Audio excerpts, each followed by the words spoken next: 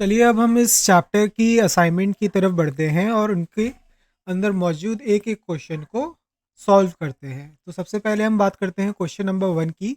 Name range in Excel can be used to make formulas more maintainable and readable.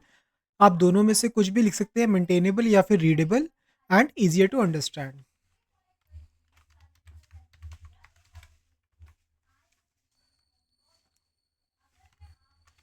अब बढ़ते हैं question number 2 की तरफ। Name manager can be accessed from the dash tab in Excel. तो इसका answer है formula tab. आप यहाँ पे फॉर्मूला टैब पे जाके डिफाइन नेम के ग्रुप में जा सकते हो, यहाँ से नेम मैनेजर को एक्सेस कर सकते हैं। तीसरा क्वेश्चन है, to avoid issues in Excel formulas it is best to avoid using dash and special character in named range. तो स्पेस एंड स्पेशल करेक्टर को आप अवॉइड कीजिए जब भी आप अपनी नेम रेंज क्रिएट करते हैं।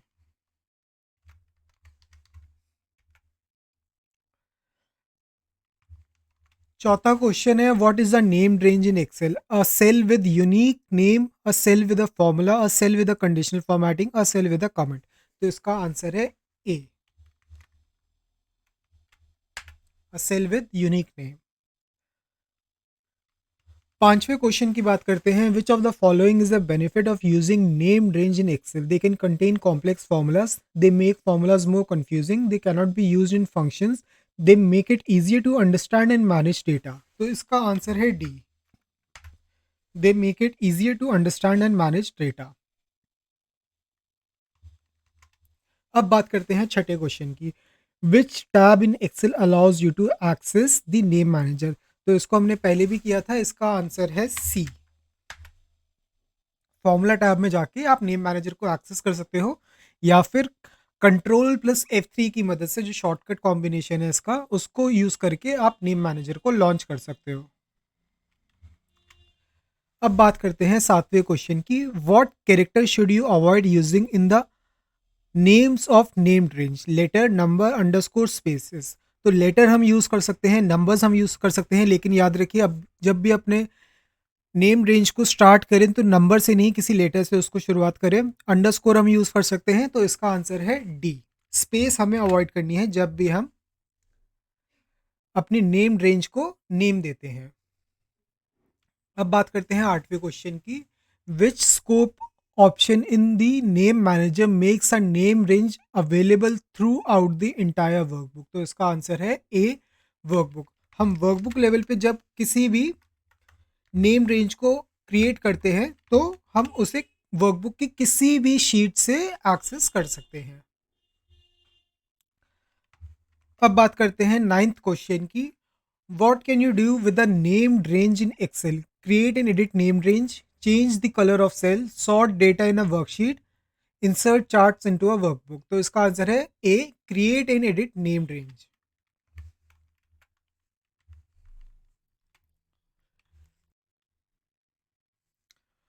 चलिए अब ट्रू और फॉल्स को देखते हैं।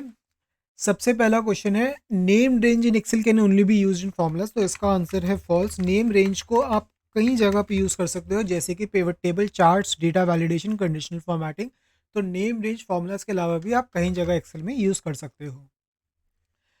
11th क्वेश्चन है, you can use space in special character in the name of name range without any issues. तो इसका आंसर भी है फॉल्स। आप नेम रेंज के अंदर ना ही स्पेशल कैरेक्टर जैसे कि एम परसेंट, डॉलर साइन हो गए, इनको यूज कर सकते हो, ना ही किसी स्पेस को यूज कर सकते हो। 12th क्वेश्चन की बात करते हैं, a name range can have different names in different worksheets of the same workbook. False. 13th question है, the name manager in Excel allows you to delete named range but not edit them. तो इसका answer भी है false. Name manager की मदद से आप किसी भी नेम रेंज के रेफरेंस को एडिट कर सकते हो, उसके नाम को एडिट कर सकते हो, उसमें जो कमेंट है आप उसे एडिट कर सकते हो। 14th क्वेश्चन की हम बात करते हैं, name range are only useful for organizing data in Excel and not performing calculations against. Formula के अंदर आप नेम रेंज को यूज कर सकते हो टू परफॉर्म कैलकुलेशंस। तो इसका आंसर भी है फॉल्स। 15th क्वेश्चन है, Excel automatically assigns names to range when you create them and you cannot change this names. तो इसका आंसर भी है फॉल्स। अगर आपने नेम रेंज क्रिएट कर ली है तो एक चीज़ जो आप नहीं चेंज कर सकते हैं वो है उसका स्कोप। 17th क्वेश्चन की तरफ बढ़ते हैं। The two primary scope options for name range are dash and dash. तो इसका आंसर है worksheet and workbook.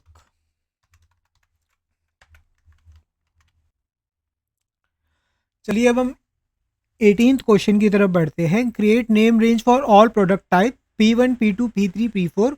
Also create name range for all months, that is January to December. तो सबसे पहले इसका फर्स्ट पार्ट को सॉल्व करते हैं। सबसे पहले हम P1 से लेके P4 तक की नेम रेंज क्रिएट करेंगे।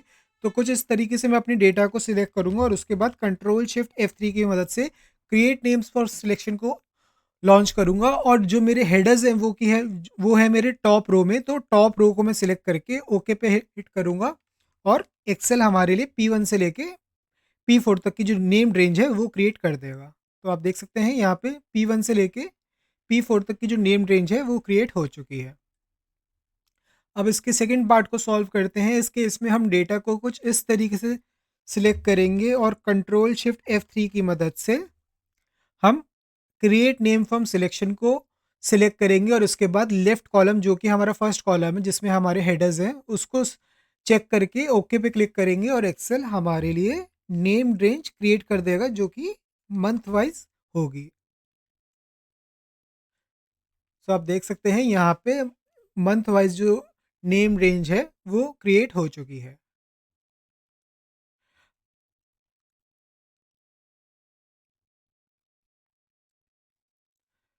Create a name range for data validation list should be available only on assignment sheet. तो यहाँ पे हमें एक वर्कशीट लेवल की नेम रेंज को क्रिएट करना है। तो यहाँ पे सबसे पहले हम इस रेंज को सिलेक्ट करेंगे कुछ इस तरीके से और कंट्रोल प्लस F3 की मदद से नेम मैनेजर को लॉन्च करेंगे।